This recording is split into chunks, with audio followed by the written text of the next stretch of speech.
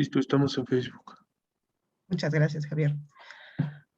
Muy buenas tardes, México, y muy buenos días, Japón. Sean ustedes bienvenidos al capítulo 6 de la Cátedra JICA México. La cátedra es coordinada por el Programa Universitario de Estudios sobre Asia y África, la Coordinación de Humanidades de la Universidad Nacional Autónoma de México, la Agencia de Cooperación Internacional de Japón, la Asociación Mexicana de Ex-Becarios de Japón y la Agencia Mexicana de Cooperación Internacional para el Desarrollo. Para el sexto capítulo de la Cátedra JICA México, el tema será de Japón y Asia a Japón en Asia. Para ello, contamos con dos grandes ponentes que nos acompañan el día de hoy, la maestra Nagao y el maestro Valencia. Así que procederé a leer sus semblanzas curriculares, comenzando con la maestra Casco Nagao. Licenciada en Lingüística Japonesa por la Universidad de Estudios Extranjeros de Tokio, maestra en Lingüística Aplicada por la Universidad Nacional Autónoma de México, la UNAM. Trabajó en la ENALT, Escuela Nacional de Lenguas, Lingüística y Traducción, como profesora de tiempo completo. Actualmente, trabaja en el Departamento de Educación y Colaboración Internacional de la Universidad de Hirosaki, Japón. Imparte materias de lengua japonesa y hace enlaces entre las universidades. Ha organizado actividades de COIL, Collaborative Online International Learning, y Teletandem japonés-español e inglés entre diversas universidades. Su área de interés es la comunicación intercultural y el aprendizaje autodirigido. Muchas gracias por acompañarnos hoy, maestra Nagao. Y también se encuentra con nosotros hoy el maestro Francisco Valencia. Leeré a continuación su semblanza. Maestro en Ingeniería y Toma de Decisiones por el Instituto Tecnológico de Tokio y licenciado en Ingeniería Industrial por el Instituto Tecnológico de los Mochis. Se ha desempeñado como investigador en la Universidad de Tokio y como profesor de asignatura de la Universidad de Anáhuac, México Sur. Ha sido coordinador de proyectos como Cañón del Cobre SADCB en 2007, ingeniero de proyectos en Medtronics en 2008, coordinador de proyectos en Shubiki Corporation en 2012, consultor junior de Global Pacific Consultants 2014 e investigador analista senior en el Nomura Research Institute of America 2015. Sus áreas de especialización son la investigación y consultoría de proyectos para proyectos asiáticos y americanos en México, enfocados en industrias de manufactura y construcción. Ha sido galardonado con prestigiosas becas como Rotary International en Francia y la MEX de Japón. Les recordamos que el día de hoy contamos también con servicio de traducción simultánea, por lo cual les recordamos que en la parte inferior de el Zoom pueden hacer clic para escucharlo tanto en inglés, en español, como en japonés. Por lo mismo, le recuerdo a nuestros ponentes del día de hoy que puedan hablar con sus debidos tiempos y pausas para permitir que fluya la traducción el día de hoy. Entonces, sin más preámbulo, le doy la palabra a la profesora Casco Nagao para que empiece con su exposición de este tema. Profesora Nagao, tiene usted el uso de la palabra.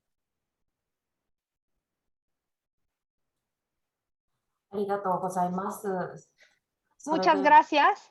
Muchas gracias por la presentación. Voy a empezar. Espero que puedan ver estoy compartiendo la pantalla. Espero que la puedan ver. Entonces voy a empezar yo. Voy a empezar con la explicación del capítulo 6. Gracias por la invitación y la presentación. Hoy, junto con el maestro Francisco Valencia, explicaremos y comentaremos la primera y segunda mitad del capítulo 6. Y ahora me gustaría hablar acerca de la primera mitad del capítulo 6 del video. Primero me gustaría comentar sobre el impacto de la invasión de Japón en Asia en la Segunda Guerra Mundial, y luego me gustaría trazar el papel de Japón en Asia durante la Guerra Fría y hasta el final de la misma. Lo que muestra este video es que el papel de Japón en Asia está cambiando. Y en esta hora, pues me gustaría que viéramos esa transición.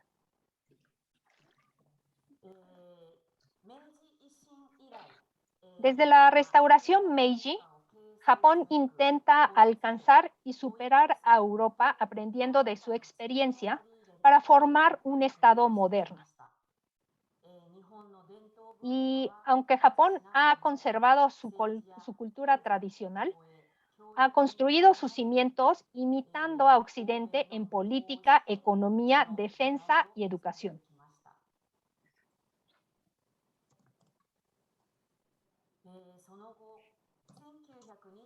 Posteriormente, la Gran Depresión de 1929 condujo a la idea de crear una gran esfera de coprosperidad en Asia Oriental, que liberaría a Asia de las invasiones de las potencias occidentales, así creando una enorme zona económica en Asia Oriental con Japón en su centro.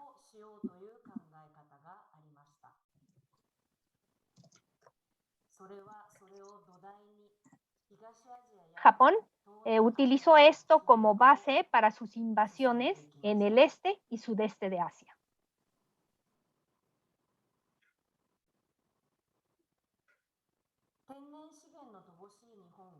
Siendo un país con escasos recursos naturales, Japón, para poder obtener petróleo, intentó promover una economía de bloques en la que el comercio solo se realizara dentro de esas zonas económicas. Estados Unidos se opuso a esto y se dio la ruptura en las negociaciones, lo que condujo al ataque a Pearl Harbor en 1941 y al inicio de la Guerra del Pacífico. Es decir, Japón quería ser un superhéroe en Asia.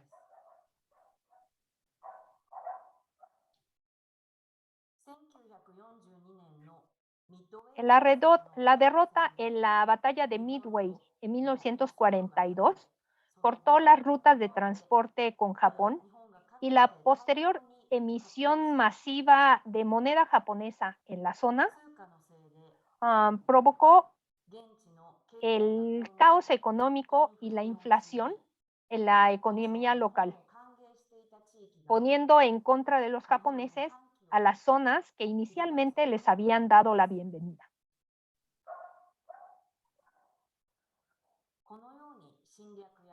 Así, podemos decir que la invasión, la guerra y las cuestiones territoriales están estrechamente relacionadas con los recursos naturales y las estrategias económicas.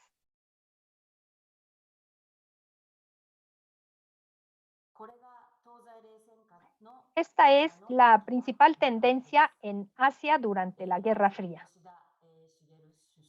Aquí tenemos cuando el primer ministro Yoshida Shigeru firma el Tratado de Seguridad entre los Estados Unidos y Japón. Al mismo tiempo, en esta época tenemos la independencia de los países asiáticos. De la segunda mitad de los años 50 al final de los 80 tenemos un desarrollo económico de Japón. Y en esa época se empiezan a mover, bueno, todos esos desarrollos económicos son en base al Partido Liberal Democrático y sus directrices.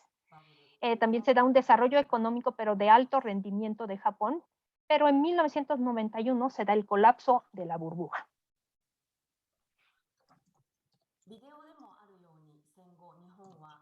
Como se ve en el video, después de la guerra, Japón firmó el Tratado de Paz de San Francisco en 1951.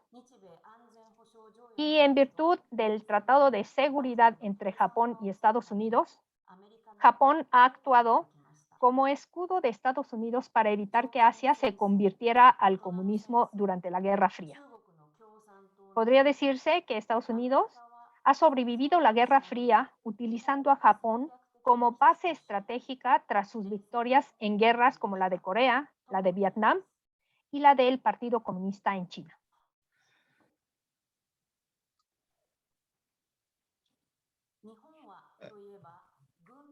Y hablando de Japón en estos momentos, bueno, al no tener un ejército, estableció fuerzas de autodefensa y así pudo centrarse en la reconstrucción y el desarrollo económico de la posguerra, logrando un alto crecimiento económico. Como se ejemplifica en el plan de duplicación de ingresos del primer ministro Ikeda en 1960, el Partido Liberal Demócrata ganó credibilidad haciendo la vida de los nacionales más fácil.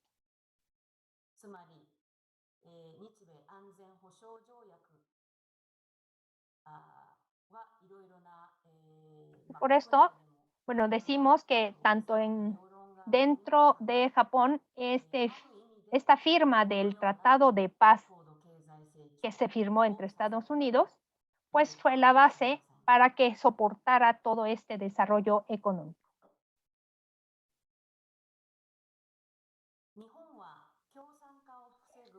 Por un lado, Japón era la fortaleza de Estados Unidos contra el comunismo, pero por otro lado mantenía estrechos vínculos con el presidente comunista Sukarno de Yakarta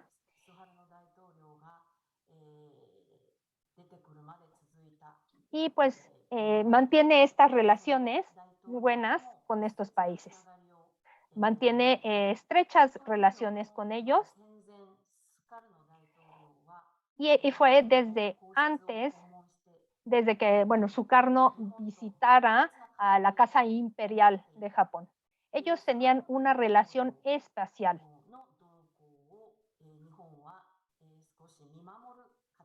Y pues y todo el camino, y se puede decir que lo que Sukarno hacía en esos momentos está protegido o estaba bien vigilado por Japón. En Japón tenemos lo que el Tatemae, que es lo que se debe hacer, pero lo que en realidad se hace. Entonces, esta parte, pues era una parte en donde al estar en contra del comunismo con Estados Unidos, pero también mantiene buenas y estrechas vínculos con estos países. También, tras la visita de Nixon a China, pues normalizó las relaciones diplomáticas con este país. Y es en esta ocasión, pues me puedo decir que yo también me acuerdo, porque fue cuando China manda, pues como regalo, un panda a Japón. Y pues así es como Japón también, después de haber invadido esta zona de China y después de problemas posteriores que tuvo Japón y China, después con este tipo de relación se empiezan a establecer y se empiezan a mantener en buen estado. Se podría decir que Japón trataba de mantener un equilibrio diplomático según se dieran las oportunidades. En 1973, el tipo de cambio pasó de ser fijo a uno flexible, lo que provoca un aumento de la ayuda de Japón y el traslado de la producción o de empresas, de grandes empresas al extranjero.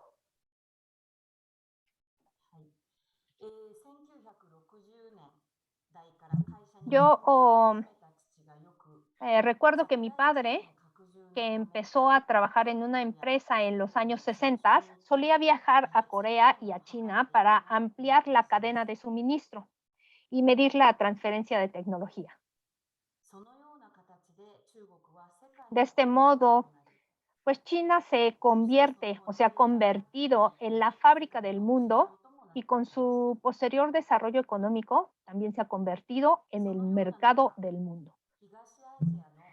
En este tiempo, en Tailandia, país del sudeste asiático, la ansiedad y el descontento por la agresión económica de Japón y la situación en el país llevan a un movimiento liderado por estudiantes para boicotear los productos japoneses.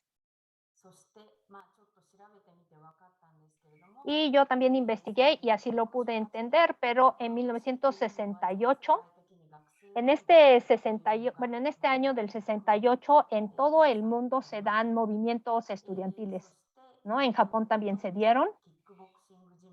Y pues también tenemos en Japón el movimiento estudiantil en contra, bueno, en la oposición a las dictaduras con el incidente del gimnasio de kickboxing Noguchi.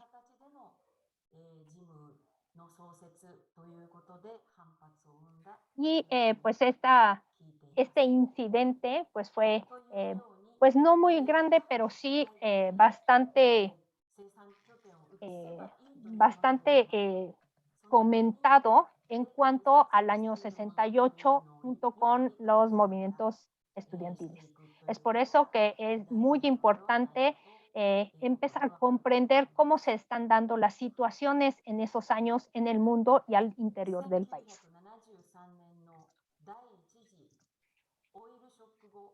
Tras la primera crisis del petróleo en 1973 y el fin de la guerra de Vietnam en 1975, el primer ministro Fukuda creó un fondo en 1978 para promover las buenas relaciones con la ASEAN y llevar a cabo una diplomacia cultural mediante la ayuda financiera y el diálogo para poder mediar la relación entre el Vietnam socialista y otros países capitalistas autocráticos. Este punto lo va a comentar posteriormente el profesor Valencia, pero aquí podemos ver que no solo es el dinero, la parte financiera y la monetaria, sino la transferencia de tecnología y también se necesitan, bueno, el entendimiento cultural mutuo para que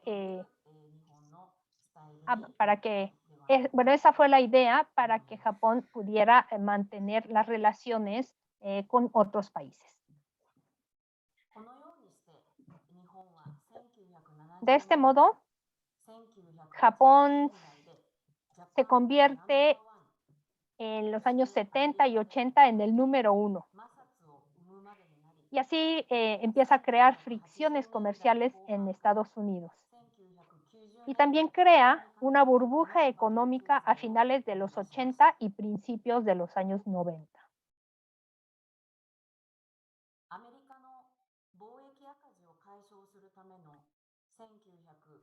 Tras el Acuerdo Plaza de 1985 para eliminar el déficit comercial de Estados Unidos, la economía nacional de Japón se deterioró debido a la fortaleza del yen y la debilidad del dólar. Las políticas de bajas tasas de interés para contrarrestar la fortaleza del yen y la actividad económica fluyó hacia la tierra y las acciones. Luego, debido a la política monetaria del gobierno a finales de los 80, los precios de estos inmuebles empezaron a bajar, provocando el estallido de la economía de burbuja. Por un lado, tenemos a un Japón sufriendo estos acontecimientos, pero ASEAN, bueno, hay una estabilidad política y crecimiento económico de la ASEAN porque se puede ver un crecimiento en la industria automotriz y en toda la cadena de suministro.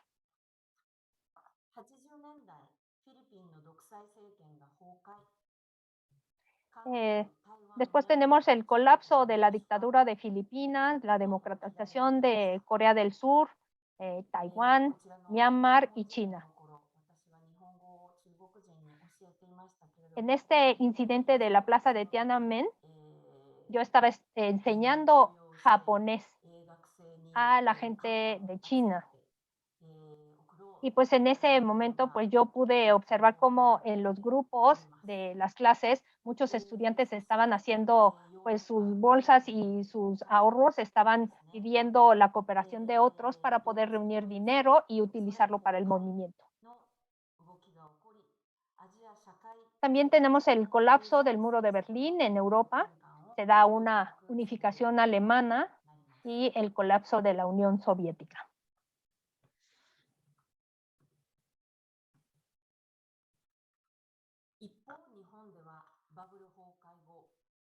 Por otro lado, tras el colapso de la economía de burbuja de Japón, las empresas redujeron los empleos y el tamaño de sus operaciones. Luego se trataron de reestructurar y el que continuaran los 20 años perdidos y la generación de la edad de hielo del empleo, pues aún están frescos en nuestras mentes. Muchas empresas ya habían trasladado su producción al extranjero y el equilibrio del empleo entre las generaciones se desestabilizó y el conocimiento del trabajo transmitido de los superiores a los inferiores, de los senpai a los kohai en este sistema japonés de gestión del empleo a largo plazo, pues se volvió muy inestable. Como lo representa el teléfono móvil Galápagos, creo que se puede decir que no queda pues ninguna generación de personas talentosas en las empresas que puedan planificar o diseñar productos que respondan a las necesidades del mercado global y pues se han quedado atrás.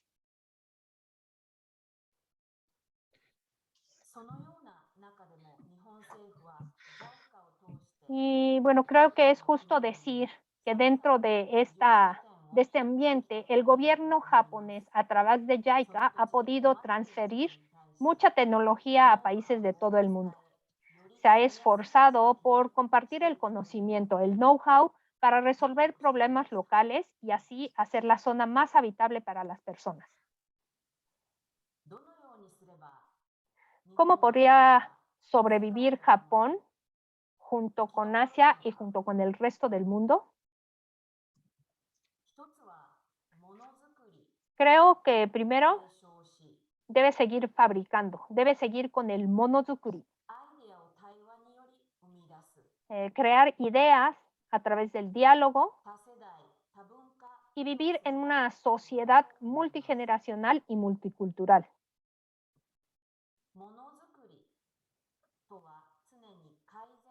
El monozukuri consiste en mejorar continuamente y producir constantemente.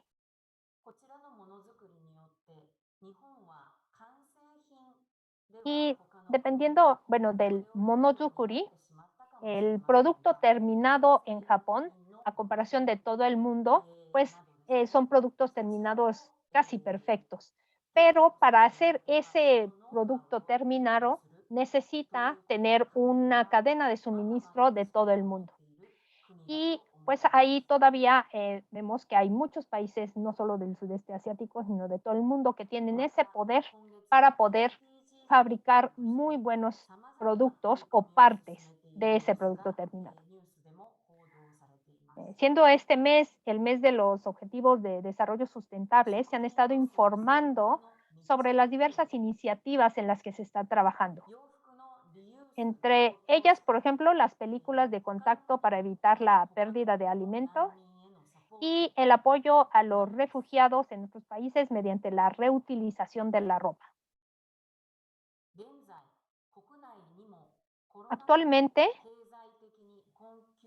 hay personas en el país que están sufriendo estragos económicos debido al desastre del coronavirus, por lo que primero habrá que apoyar a estas personas, o sea, a la población en general. Por ejemplo, una de las universidades nacionales, dar como en la UNAM, no cobrar las colegiaturas, no cobrar este estudio para que muchos estudiantes puedan seguir en sus programas. Aquí en la Universidad de Hirosaki también tenemos el crowdfunding, o sea, un fondo para este tipo de universidades con diferentes cooperativas y también se promueven este tipo de programas para la ayuda, sobre todo a la población. Y esto sería muy importante.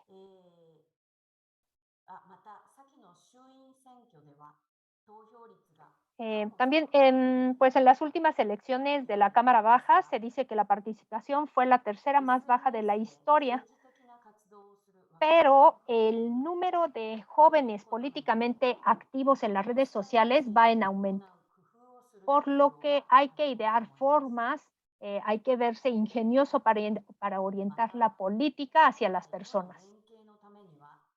Así también es esencial, es indispensable la capacidad de comunicación intercultural para trabajar con otros países.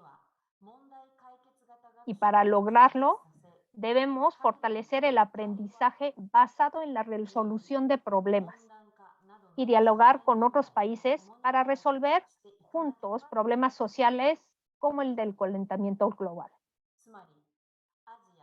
En otras palabras, el papel de Japón en Asia y de hecho, pues en el mundo, es que debe pasar de ser un proveedor de apoyo y una fortaleza contra el comunismo a ser un colega en el aprendizaje y la resolución de problemas comunes de la humanidad junto con otros países del mundo.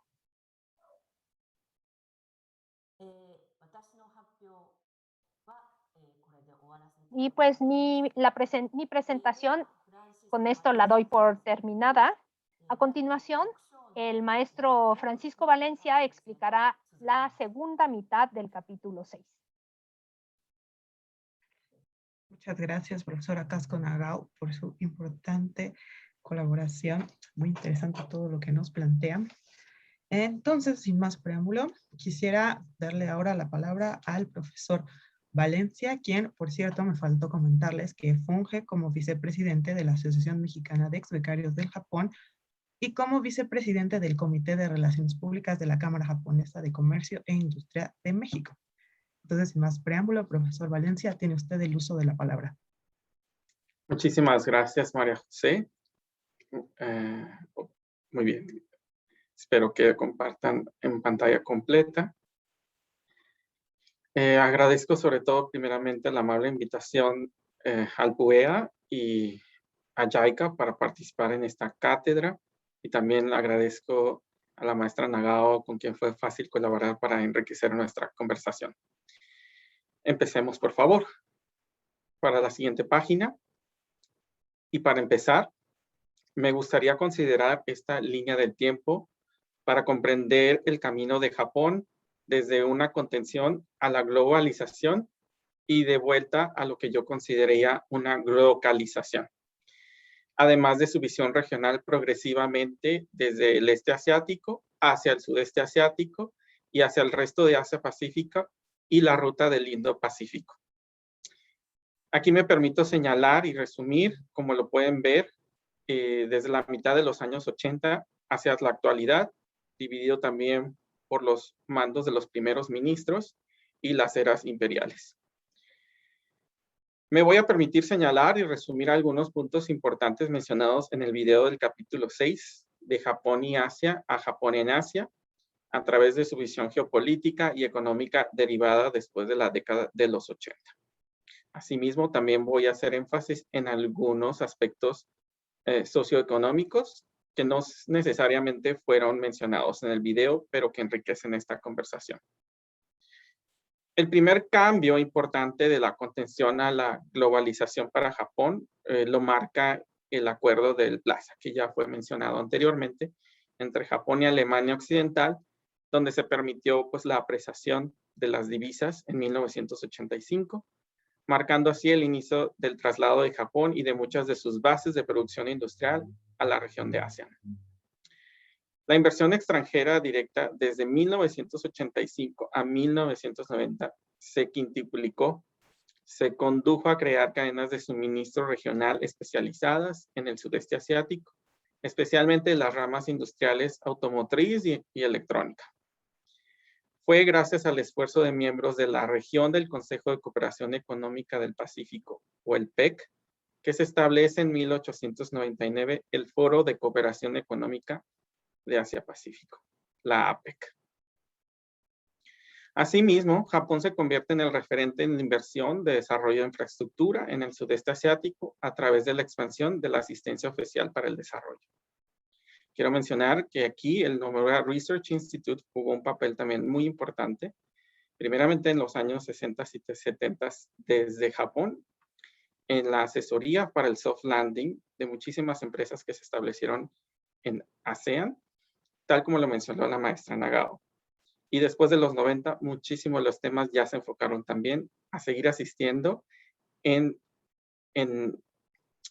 la apertura de estos mercados, en el fortalecimiento de estas cadenas de suministro y también del mutuo entendimiento bicultural de los países con operaciones de empresas japonesas en la región.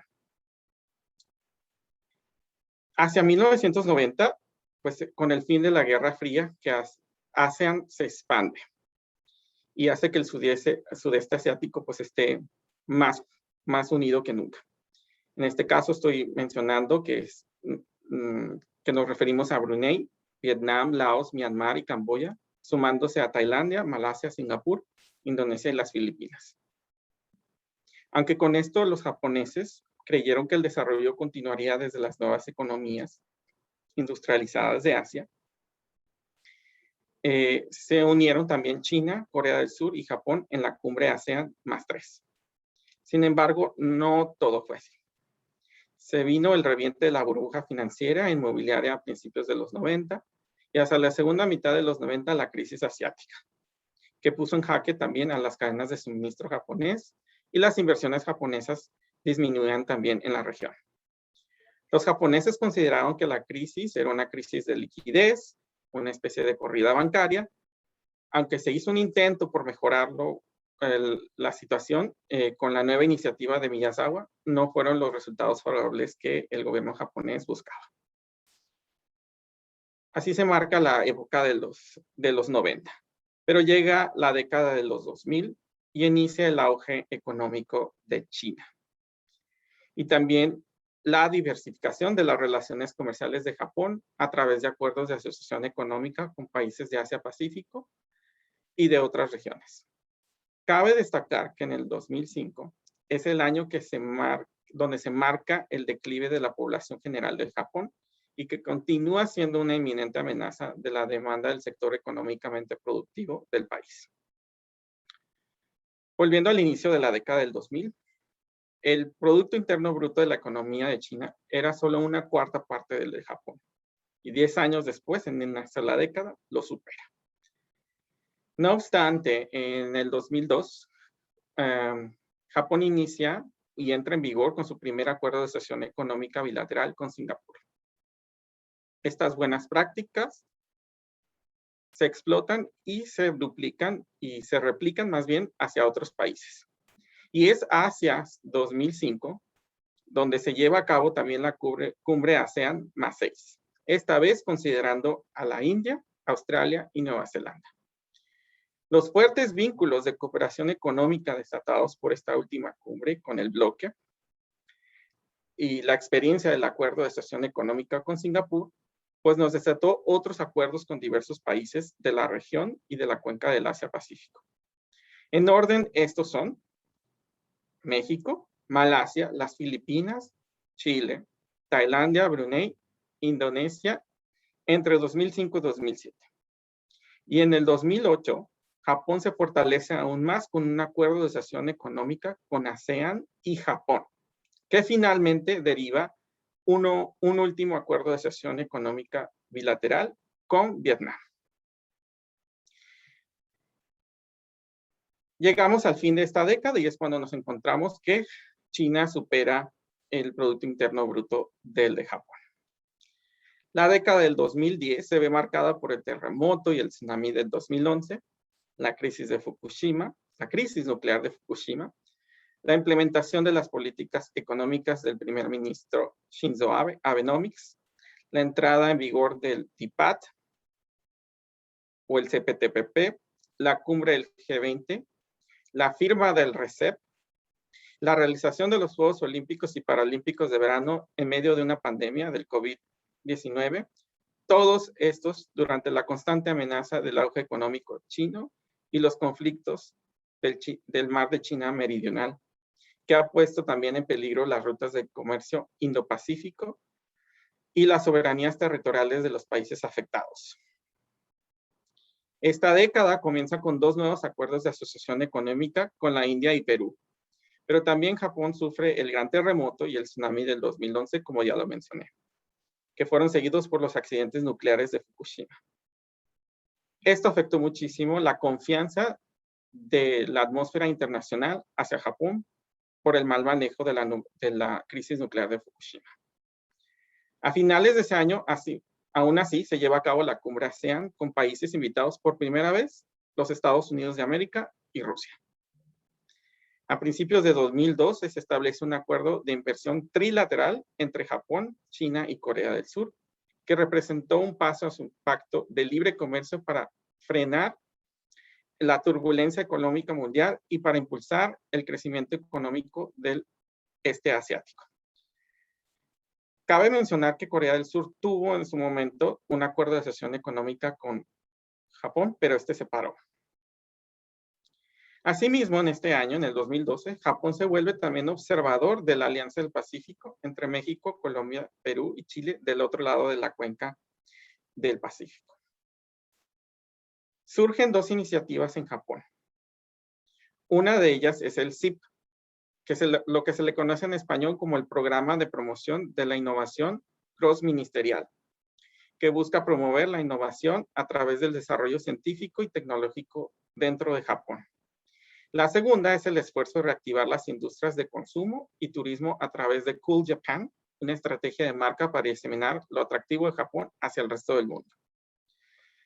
Surgen otros acuerdos de acción económica con Australia y Mongolia, y en el 2016 se firma el Acuerdo Transpacífico de Cooperación Económica, o el TPP, que finalmente, después de la salida de Estados Unidos, se vuelve a firmar en 2018 bajo el nombre de Tratado Integral y Progresivo de Asociación Transpacífico, o TIPAT, entrando en vigor el mismo año, que busca rebajar las barreras comerciales, establecer un marco común de propiedad intelectual, reforzar los estándares de derecho al trabajo, derecho ambiental, y establecer un mecanismo de arbitraje de diferencias.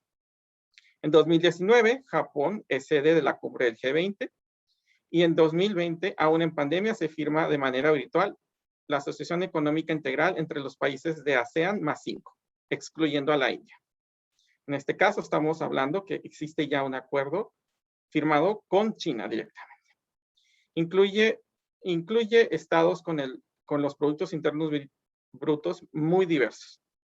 3 conformando entre los 15 países en torno al 30% de la población mundial y 30% del Producto Mundial Bruto.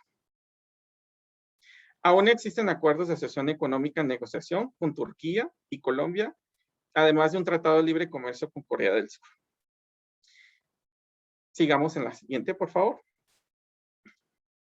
Reflexionando esta línea del tiempo anteriormente descrita, podemos decir sin duda que el cambio del este asiático hacia Asia-Pacífico y el Indo-Pacífico desde la perspectiva japonesa se justifica en su notable construcción y transición de mecanismos bilaterales y multilaterales con países de la región mencionadas, incluyendo las del otro lado del Pacífico en el continente americano, que nos incluye a nosotros en México.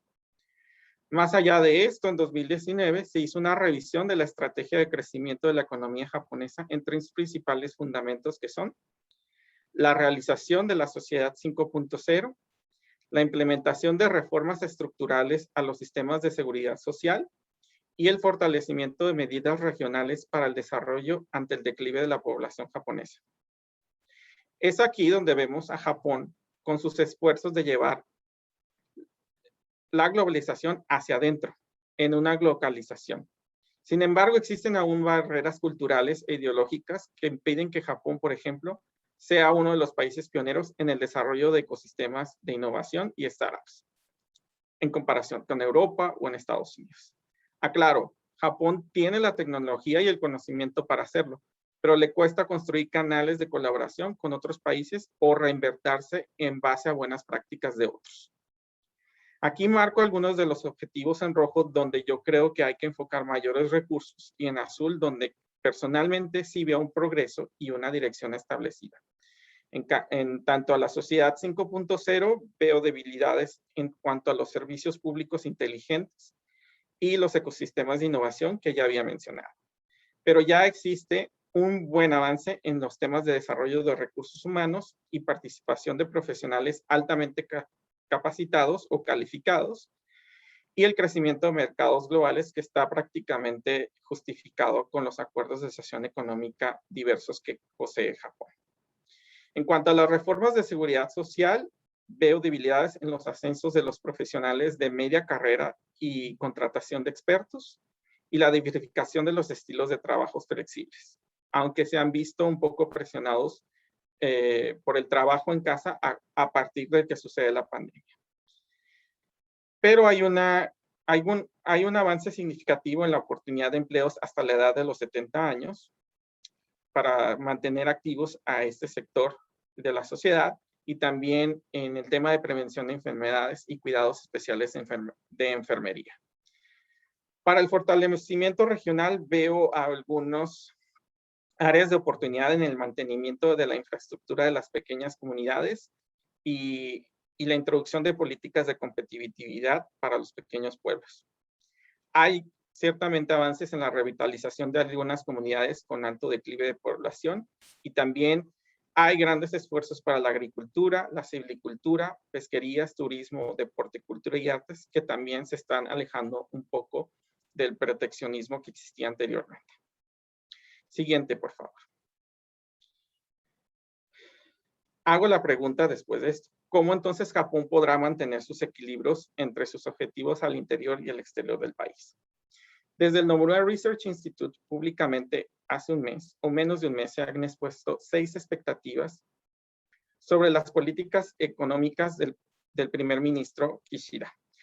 Que estas expectativas las hizo nuestro economista ejecutivo Takahide Kiuchi, basándose en los posibles rumbos de las políticas económicas del país. Él establece que habrá un debilitamiento de las políticas de Abenomics, en de dejar de poner las políticas fiscales y monetarias como eran las 2 primeras flechas de este movimiento. Habrá una promoción de un ciclo de crecimiento y redistribución después de la pandemia.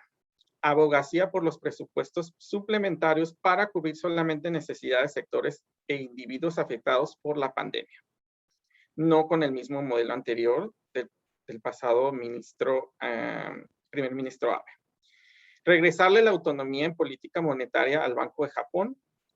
Dedicar mayores esfuerzos a la ciencia, tecnología e innovación con incentivos de deducción de impuestos a centros de investigación y desarrollo en el país, que esto podría obviamente mejorar el punto que critiqué en la filmina anterior. Y reformas estructurales en 3 sentidos.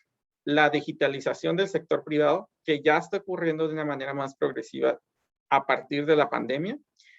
La descentralización económica de Tokio y el incremento de la productividad de las pequeñas y medianas empresas. Siguiente, por favor. Para finalizar, pues deseo coincidir con algunos puntos ya mencionados por la maestra Nagao, que considero que Japón debe tomar en cuenta. Debe fortalecer su benchmark de buenas prácticas en la implementación de su estrategia de crecimiento a corto, mediano y largo plazo. También crear conciencia hacia el interior del cuidado de la población japonesa y su progreso mismo, pero abriendo nuevas perspectivas hacia el exterior. Aprovechar los vínculos comerciales ya establecidos y que abundé en ellos durante mi explicación de la primera filmina, que se han establecido de manera bilateral y multilateral para, sobre todo, primeramente, importar innovación, creando así sinergias de colaboración y de joint ventures o de coinversiones entre el talento y la tecnología del exterior del Japón con la del interior. Expandir los mecanismos de inclusión, diversidad y equidad de recursos humanos especializados nacionales e internacionales. Aunque ya existen unos ciertos tipos de políticas en este sentido y que algunos de ustedes mandaron unas de las preguntas, voy a ahondar un poquito más en eso adelante. Y finalmente, yo pienso que también es el promover el entendimiento multicultural, forjando facilitadores en sus diversas relaciones bilaterales con otros países, para fortalecer las relaciones públicas e institucionales del mismo país, pues dentro y fuera del mismo.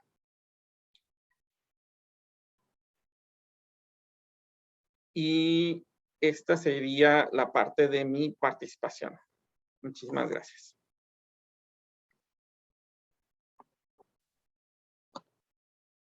Muchas gracias, maestro Valencia, por también recordarnos todo este recorrido que ha existido de la ASEAN, ahora estas nuevas formas. Entonces, a continuación, vamos a pasar a la sección de preguntas y respuestas, en la cual haremos preguntas que se realizaron también con base en la exhibición del video del miércoles pasado, pero también a los alumnos que gusten participar con preguntas basadas en dicho video o en las ponencias de los profesores. Los invitamos a comentarlo en la sección de Q&A o en el chat, por favor. Entonces, procederé con la primera pregunta para la profesora Casco Nagao. También si el profesor Valencia gusta al final comentar sobre esta misma pregunta, sería muy bienvenido. La pregunta es, ¿cuál es la relación actual de Japón con sus vecinos más próximos? Profesora Nagao.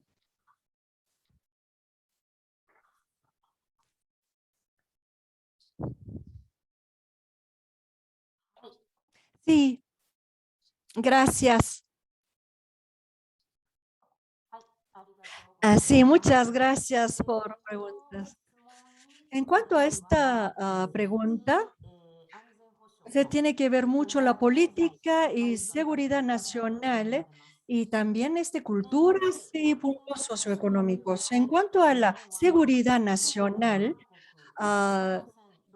China, Japón está rodeado de China, Rusia, Corea del Sur y Corea del Norte, y sí existen ciertas situaciones tensas. Por ejemplo, islas Senkaku con China, islas Takeshima con Corea del Sur y lanzamiento de misiles de Corea del Norte y también los territorio norteño con Rusia. Hay muchas situaciones muy tensas. Como ya vieron ustedes en el video, Japón tiene una alianza de seguridad nacional con los Estados Unidos. Todos esos países en Japón, antes de la guerra, durante la guerra, Japón hizo una invasión y todavía hasta la fecha, China y Corea del Sur piden ciertas compensaciones psicológicas, culturales e incluso piden disculpas al Japón para que reconocieran nuevamente esos daños. En ese sentido, todavía existen ciertos conflictos entre esos países. A partir de 1972,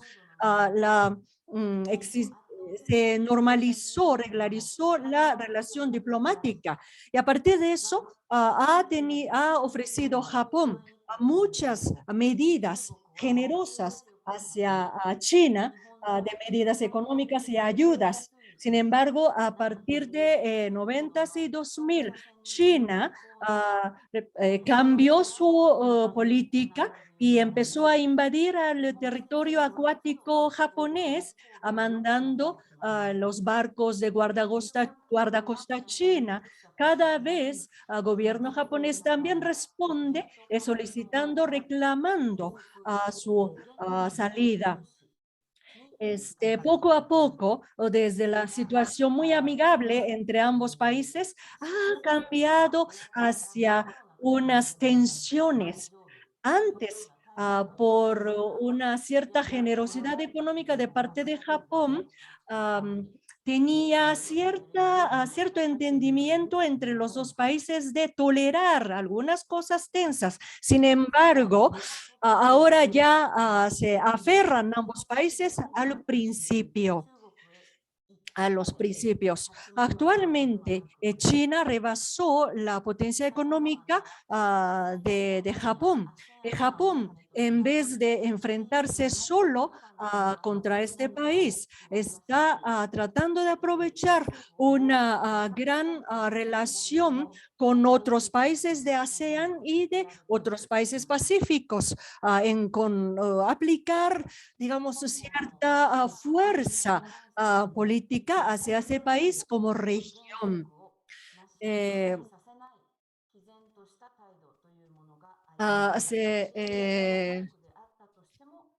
Aun cuando sea un país de potencia económica como China, Japón trata de guardar el principio de llevar una relación con otros países. Como vieron el video, hay muchos deseos de otros países de visitar a Japón como para estudiar, como para turistear.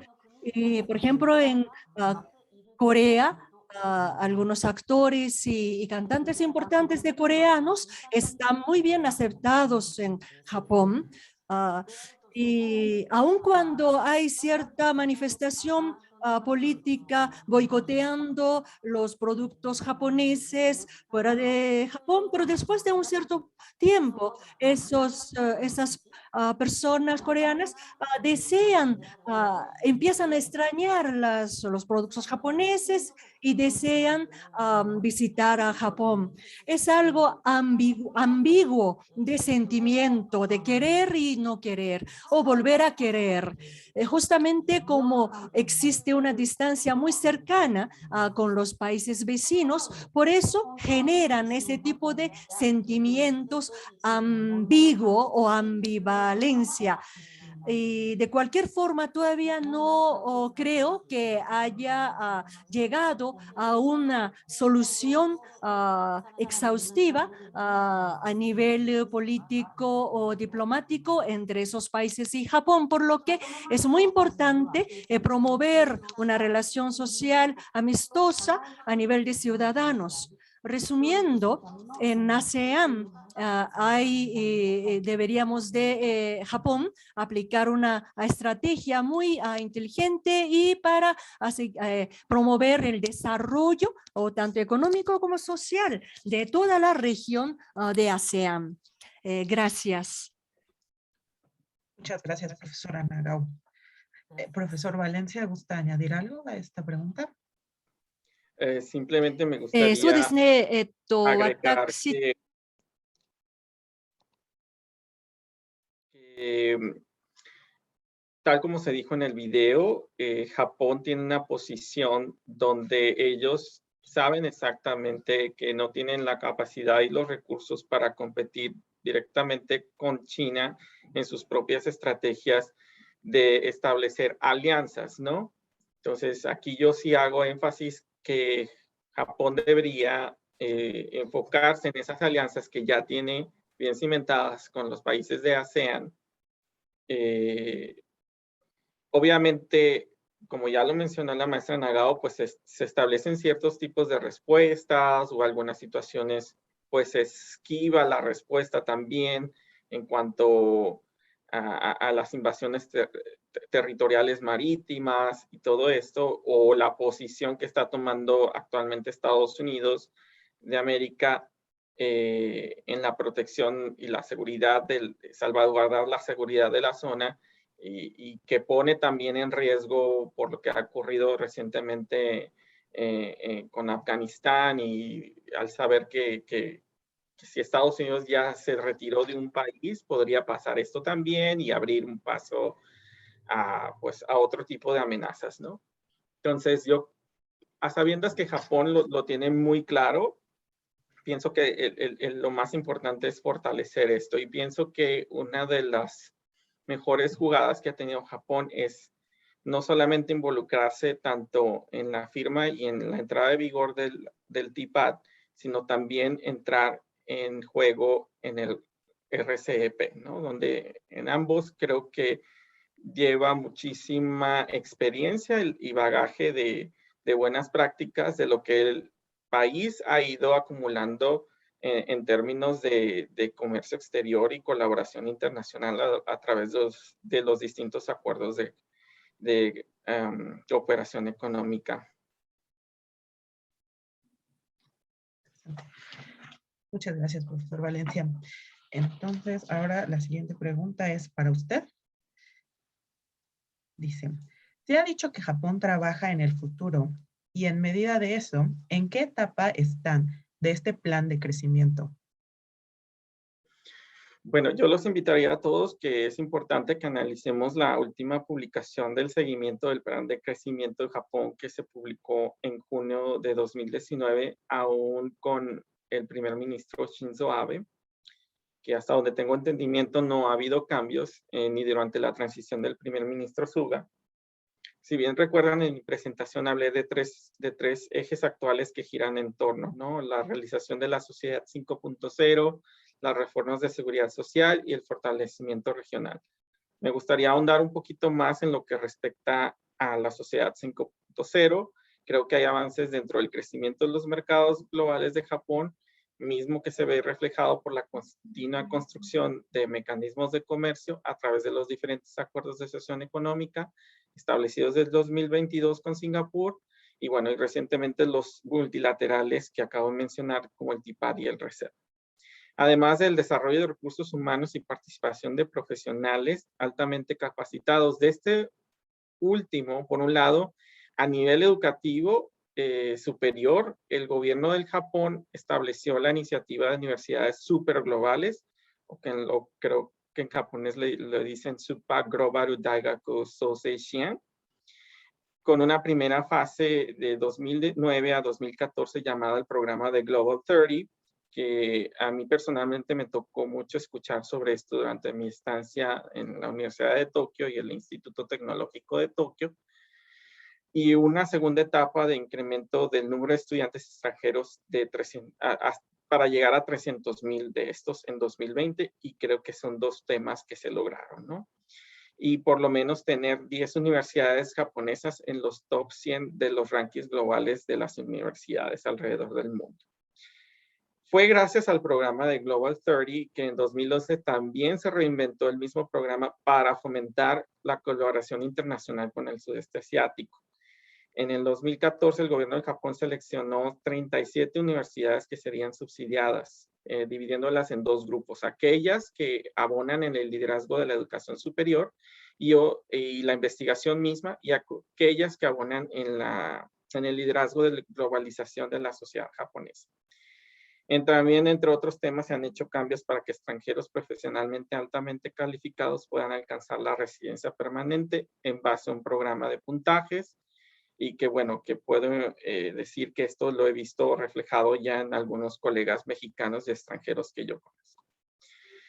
En el tema que yo había criticado sobre los servicios públicos inteligentes o ecosistemas de innovación, pues podrían ser áreas donde Japón encuentra una fuerte serie de críticas al ser visto como pionero de tecnologías a través del tiempo. Sin embargo, no hemos visto un Japón en los top ecosistemas de innovación o de aceleradoras o incubadoras, así como lo vemos en otras partes del mundo, sobre todo por una constante dependencia en querer crearlo desde adentro, es decir, sin buscar buenas prácticas o traer conocimiento desde el exterior, cuando creo que existe una gran área de oportunidad a través de todas estas puertas comerciales y de cooperación internacional que ya ha abierto Japón para traer esas ideas hacia Japón, fortalecerlas y mejorarlas, porque yo creo que Japón tiene esa facilidad en base a su ideología de Kaizen, ¿no? De la mejora continua. Creo que muchísimo de los servicios inteligentes que ahora se ven en Japón, pues están reflejados mucho más en transacciones monetarias a través de diversas aplicaciones, pero sin embargo debo ser muy franco, son temas que ya existían hace 5 años en otros países como en China o Corea del Sur. Muchos de los servicios públicos de Japón aún no han atravesado una transformación digital. Se siguen realizando muchísimos procesos a base de documentación llenada a mano. aunque hay algunos cambios con la influencia del COVID-19 y la digitalización que nos está empujando a todos en la pandemia, son aún esfuerzos pues mínimos. Y en el caso de mi experiencia trabajando para el Nomura Research Institute, yo también me he preguntado por qué hemos sido capaces nosotros, me refiero como un think tank japonés, de asesorar a otras ciudades en Europa o en Estados Unidos sobre temas de ciudades inteligentes, cuando muchas veces de esas buenas prácticas no se han totalmente desarrollado dentro de Japón. Entonces, hay un respeto, pero ¿cómo podríamos nosotros pues tomar eso como una ventaja para poder aún fortalecerlo más y tener una proyección mucho mayor pues en este crecimiento? No podría decir yo en qué momento se encuentra Japón en ese crecimiento, ni en su estrategia de crecimiento, por decir 80%, no podría yo decirlo. Tendríamos que analizar todo eso, pero mi relación está más hacia los temas de sociedad 5.0 que los otros dos ejes que son la reforma de seguridad social o el fortalecimiento regional. Y yo creo que pues esos serían algunos ejemplos de lo que yo les podría decir para que se den una idea de hacia dónde va Japón y en dónde podría estar parado actualmente. Muchas gracias, maestro Valencia, y sin duda muy interesantes los contrastes que existen en un país como Japón. Maestra Nagao, ¿gusta agregar algo de esta respuesta?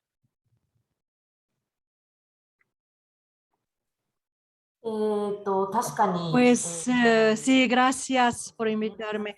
Pues como dijo maestro Francisco Valencia, yo que vivía en México y regresé aquí a Japón, y dentro de la universidad donde trabajo, sí me doy cuenta de cierto rezago de digitalización en la administración universitaria.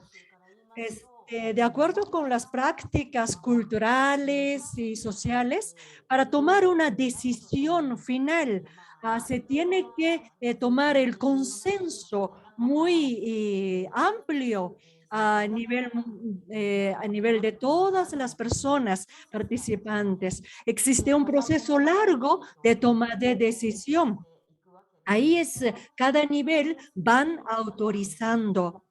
Y ahí es donde veo que cierta dificultad en tomar decisiones rápidas. A través de muchas discusiones, intercambio de opiniones para modificar algo y tomar decisiones diferentes, etcétera, habrá que pensar si realmente necesite un proceso tan largo de toma de decisiones. Y hablando de la globalización interna o domesticadas, ¿no? Digamos, a invitar a las personas extranjeras hacia adentro de Japón. Y de repente, tal vez se encuentra un cierre social, cultural de los japoneses. Para poder tener un intercambio de opiniones abierto y equitativo, sí es necesario que los japoneses lleguen a entender cómo son las personas fuera de Japón y que tengan un cierto sentido de compromiso y responsabilidad de ser ciudadano globalizado para cambiar o mejorar nuestro propio país. Siento así un poco. Gracias. Muchas gracias, maestra Nagao. Me dirijo ahora nuevamente a usted para la siguiente pregunta, la cual dice, ¿qué papel desempeña Estados Unidos en las decisiones del gobierno de Japón?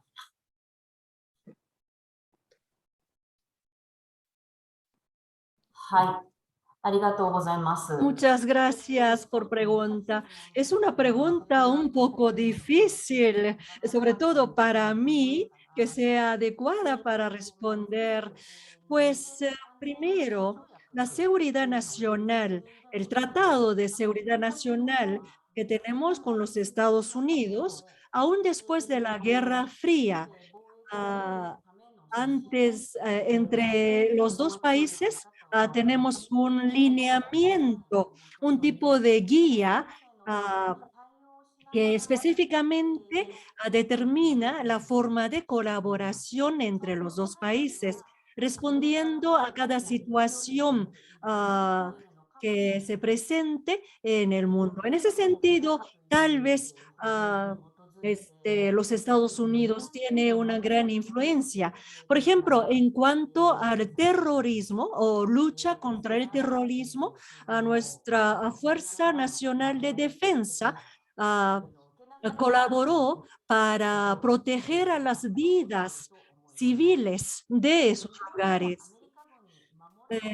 Se dice que el ejército estadounidense protege a Japón. Al mismo tiempo, las bases militares que tiene ese país en Japón también provoca problemas, algunos delitos que cometen los soldados americanos en Japón, las bases militares que destruyen ecosistemas del lugar, particularmente en las islas de Okinawa. Constantemente hay un reclamo hacia los dos gobiernos. Sin embargo, el gobierno japonés no ha podido ser capaz de tomar decisiones a favor completamente de los ciudadanos de Okinawa. Actualmente existe un conflicto comercial entre China y los Estados Unidos, ¿no? Y los Estados Unidos, para no depender demasiado a China de tener tierra rara, está buscando ese mismo recurso mineral en el norte de México. Es cierto que está avanzando una liberalización del mercado alimenticio, pero mire, la dependencia doméstica alimenticia nacional es 37% en caso de Japón. Y pues aún con la libre comercio con muchos países, Japón, pues de alguna forma, pues como depende de la importación de los productos extranjeros, de repente Japón podría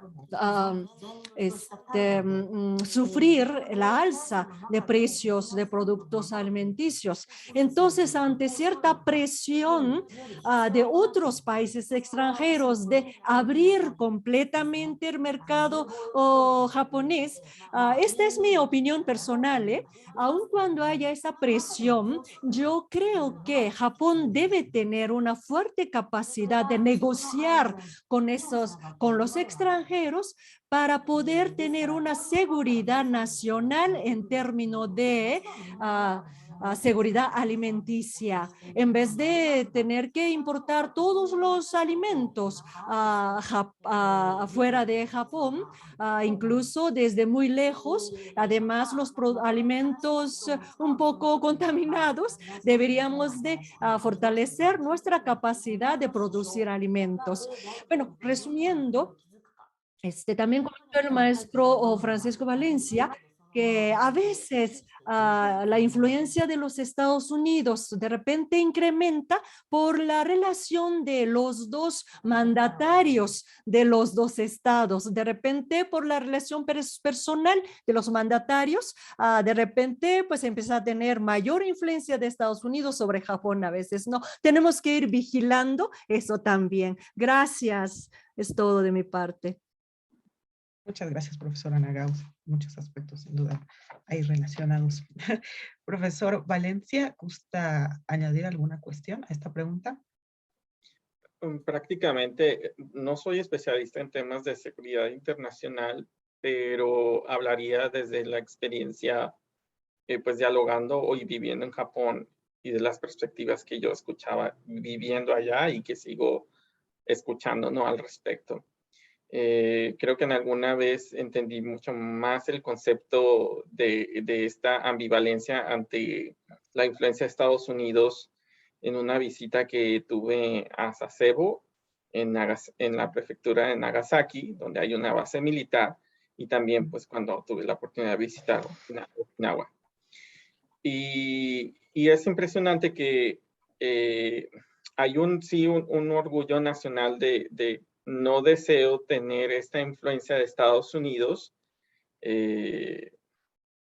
por X o por Y, pero al mismo tiempo me siento seguro ante las amenazas o posibles amenazas, sobre todo de Corea del Norte o posiblemente China, ¿no? Entonces, este tipo de tema creo que pues sí tiene una influencia muy, muy grande en Japón, pero yo lo hablaría dentro de la opinión pública de su sociedad, ¿no? Entonces, me abstengo de opinar directamente en el aspecto político.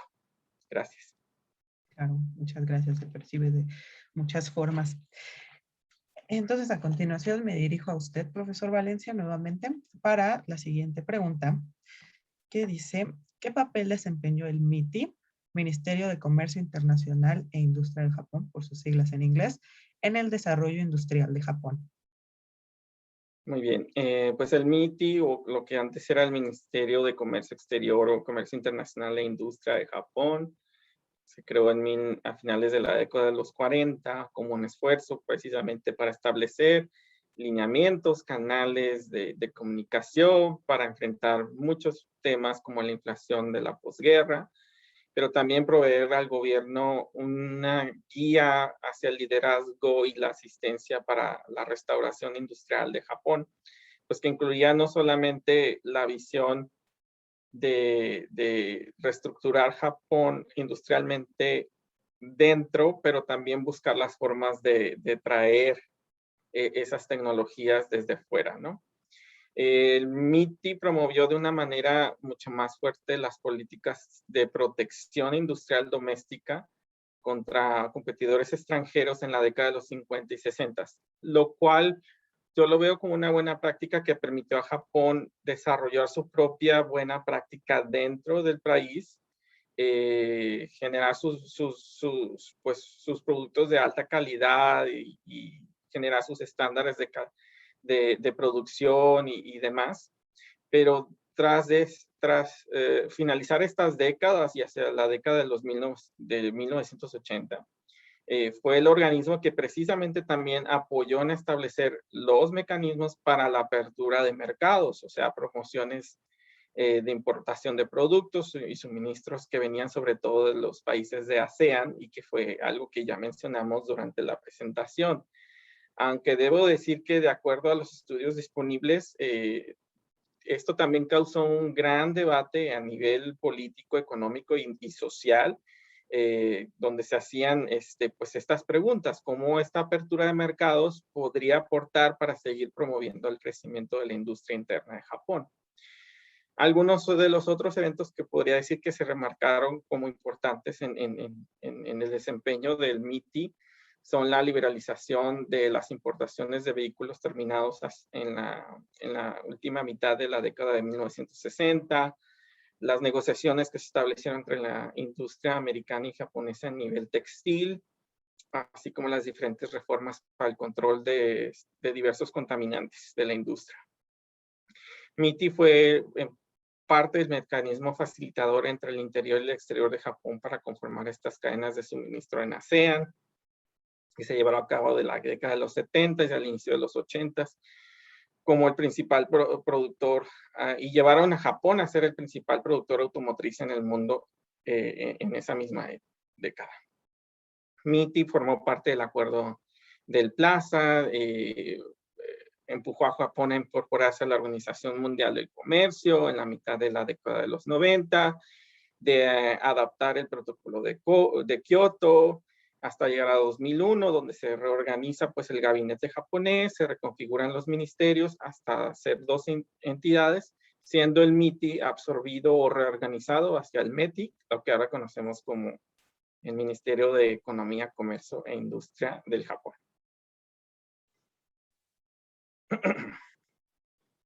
Así es. Muchas gracias, profesor Valencia. ¿Gusta agregar algo, profesora Nagao?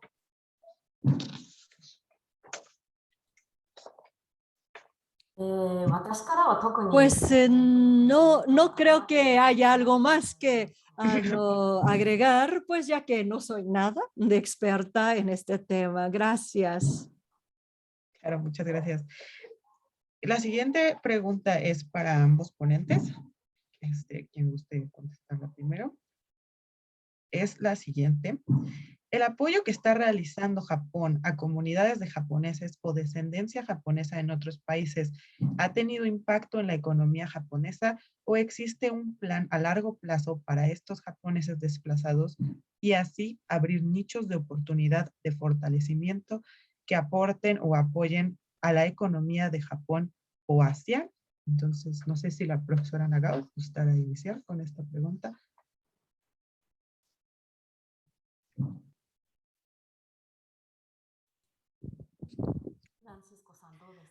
Bueno, pues maestro Francisco Valencia, ¿qué dice usted? Bueno, si desea Nagao Sensei, voy a hacer unos comentarios. Ok, por favor. Yo pienso que para esto hay muchísimas vertientes por donde platicarlo y discutirlo. Hay desde una serie de programas centralizados y otros descentralizados de parte de entidades bilaterales que maneja Japón con distintos países. Fuera y más allá de la atención consular que ofrece el gobierno de Japón a través de las redes de embajadas de Japón del Japón en distintos países, pues hay entidades que cubren distintos temas para residentes extranjeros, expatriados en el exterior y la comunidad de descendientes japoneses fuera de México, o lo que le llaman los Nikkei, ¿no? Por ejemplo, en ASEAN existen representaciones, voy a hablar primeramente del sector económico, de las cámaras japonesas de comercio e industria, o lo que le llaman las JCCI por sus siglas en inglés. Las hay en Singapur, en las Filipinas, en Tailandia, en Vietnam, en Malasia y en otros países.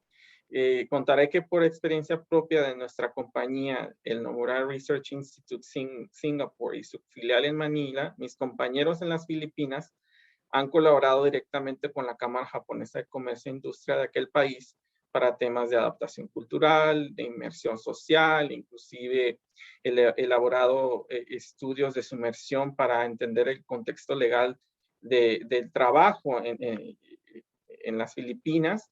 Es algo que las cámaras en distintos países pues también ofrecen en este tipo de información, más allá también del comercio, temas de seguridad, de higiene, de desarrollo de infraestructura, que permiten también pues a los residentes expatriados entender en el contexto que viven como japoneses residiendo fuera de Japón.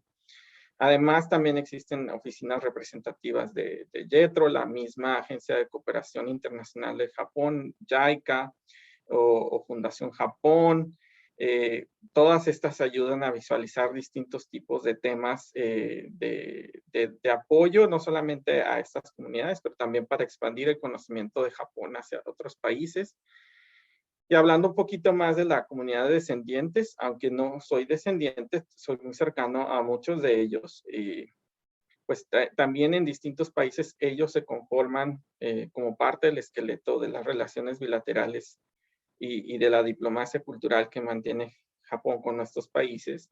Se alimenta la diplomacia cultural de estas entidades y de la labor que hacen muchos de ellos como grupo y también como individuos, muchos de ellos que son grandes académicos, emprendedores que participan en el sector privado o son funcionarios públicos, generan mayores diálogos en temas culturales, fortalecen las relaciones institucionales, el acercamiento hacia la gestión pública, promueven el intercambio social. Bueno, la comunidad Nikkei o descendientes japoneses en otros países también tienen ciertas oportunidades abiertas para aplicar a becas muy exclusivas que los mexicanos no podríamos obtener. Por ejemplo, la beca del perfeccionamiento del idioma japonés que ofrece el Ministerio de Educación, Cultura, Deportes, Ciencia y Tecnología, o la o la del programa de recepción de becarios de la comunidad Nikkei, que lo promueve la JICA, la Agencia de Cooperación Internacional del Japón, y que se presta para ofrecer distintas capacitaciones de capital humano en muchas vertientes, ¿no? O como el programa de futura generación de líderes Nikkei, que lo ofrece el Ministerio de Relaciones Exteriores.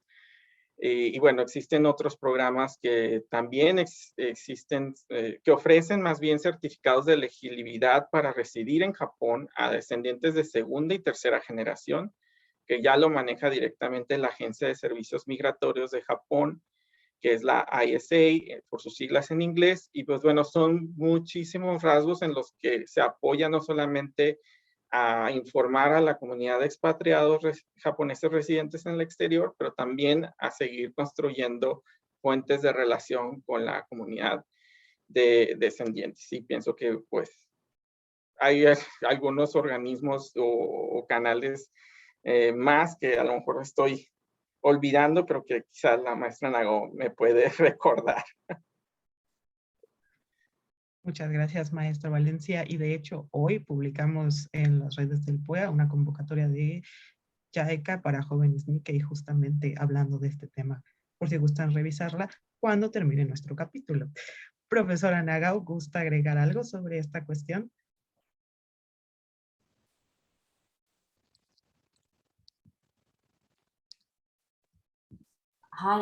Bueno, sí, muchas gracias. Pues ya principalmente el maestro Francisco Valencia cubrió. Gracias, maestro.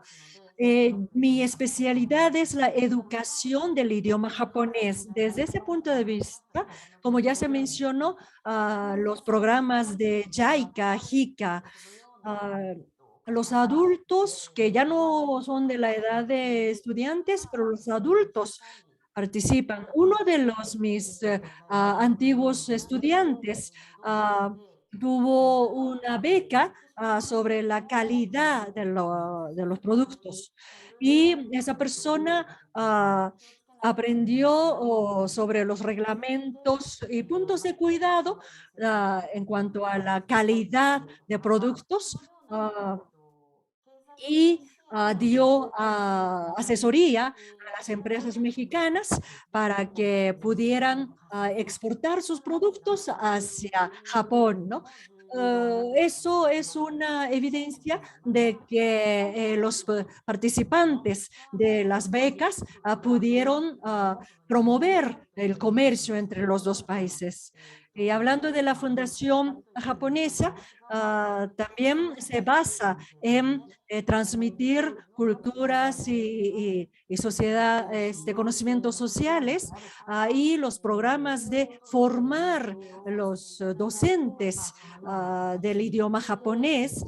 Y en esa forma están apoyando o contribuyendo y está fortaleciendo esa relación entre ambos países.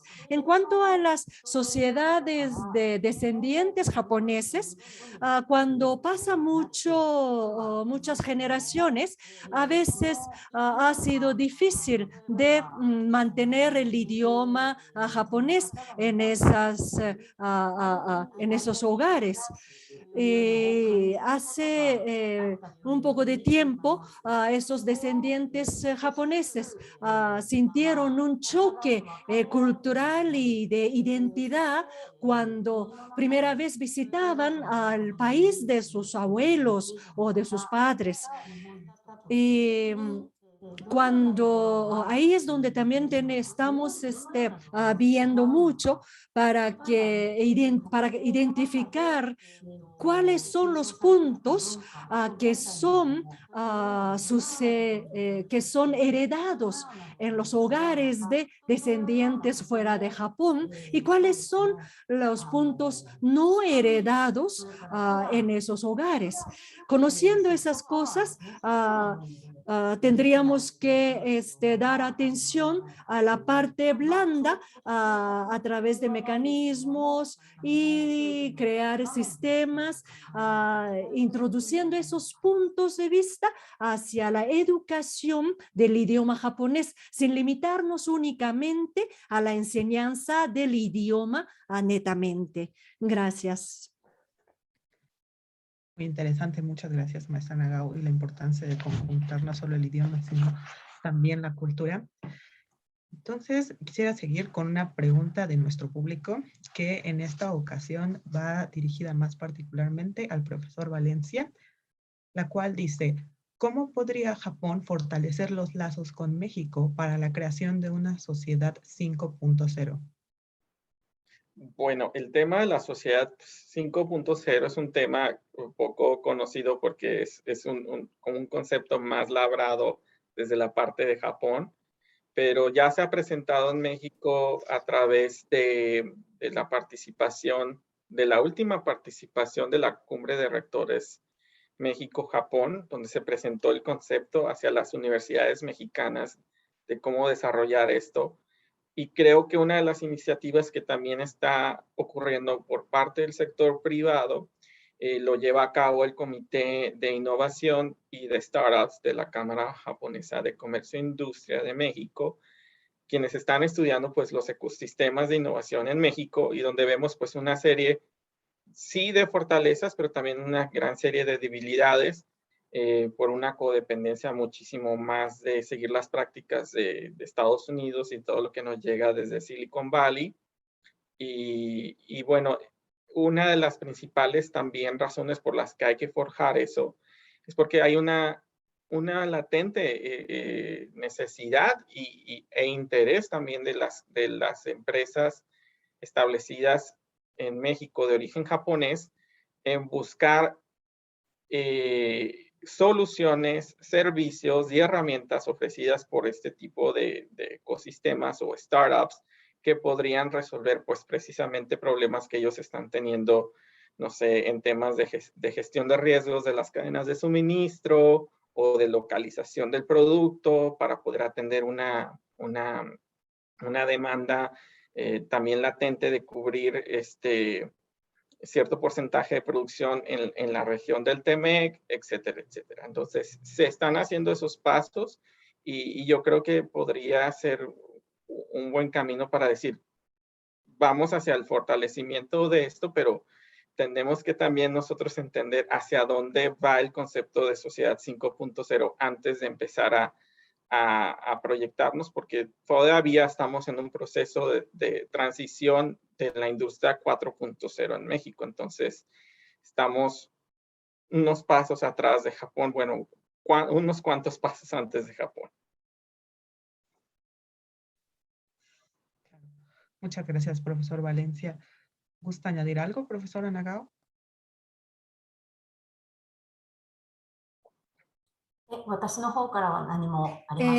No, gracias. De mi parte no hay nada. Gracias.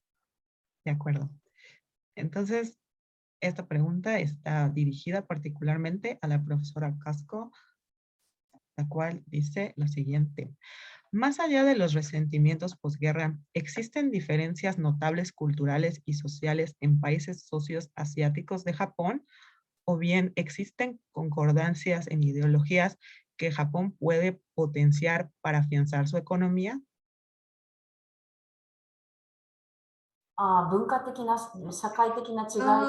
Pues digamos, la diferencia sociocultural.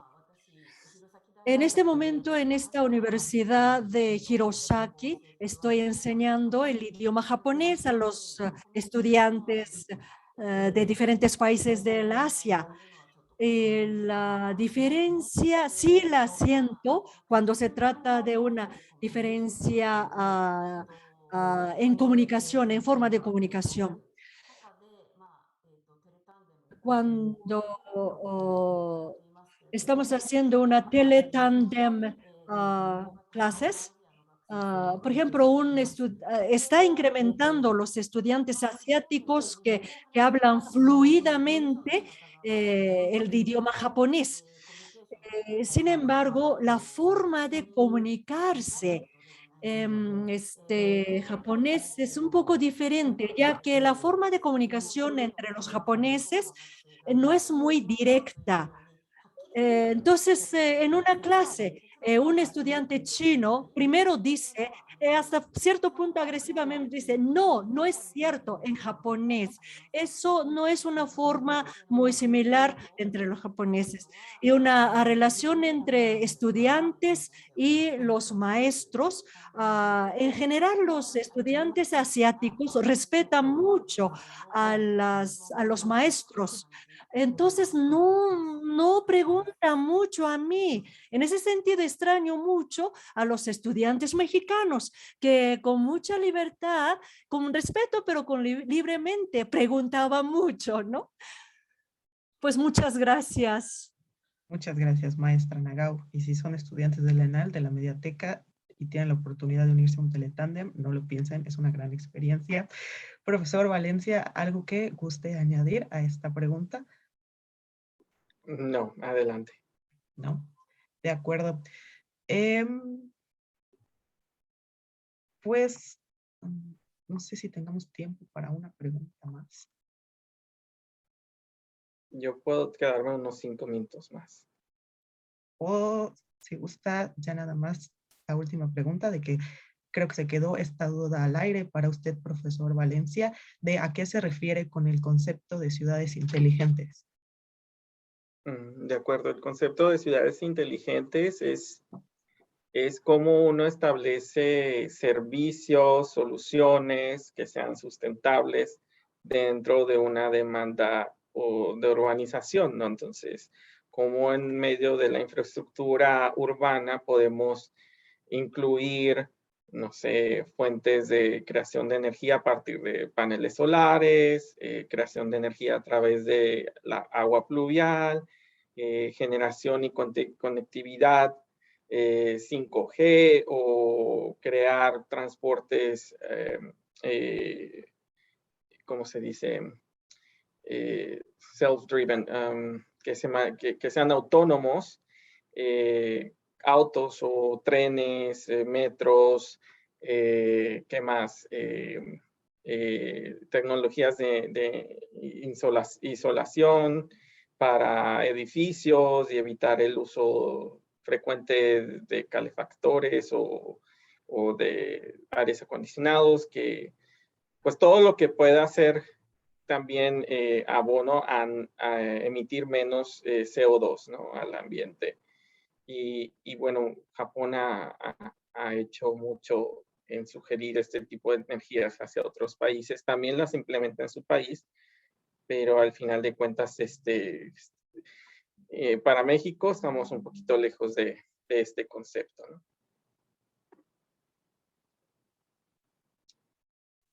Muchas gracias, profesor Valencia.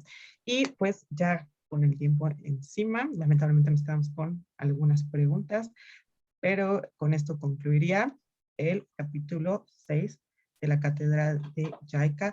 Le agradezco enormemente a los profesores Francisco Valencia y a la profesora Casco Nagao por acompañarnos el día de hoy.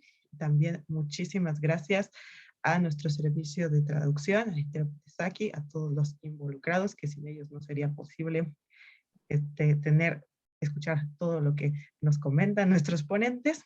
Y les recordamos que dentro de 8 días es día de descanso, no va a haber cátedra en 8 días, pero el 22 de noviembre nos vemos nuevamente para el capítulo 7, que es el capítulo final, va a ser la clausura de la Cátedra JICA, que tendrá el tema un enfoque de la cooperación internacional. Así que muchísimas gracias por acompañarnos. Muy buenas noches en México y buenos días en Japón. Muchísimas gracias por la invitación.